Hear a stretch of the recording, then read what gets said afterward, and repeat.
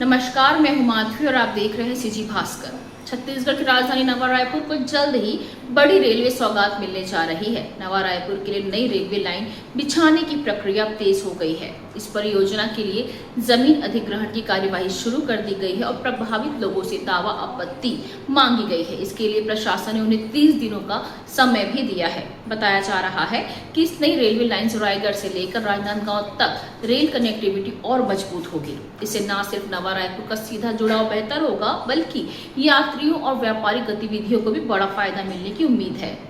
दरअसल नवा रायपुर को आधुनिक ट्रांसपोर्ट हब के रूप में विकसित किया जा रहा है। यहाँ पहले से सीबीडी रेलवे स्टेशन का काम तेजी से चल रहा है और अब नई रेल लाइन परियोजना को भी अहम माना जा रहा है।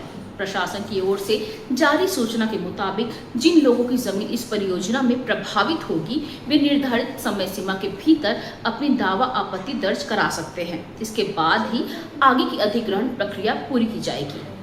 अगर यह परियोजना तय समय पर पूरी होती है तो आने वाले दिनों में नवा रायपुर छत्तीसगढ़ का बड़ा रेल कनेक्टिविटी सेंटर बन सकता है।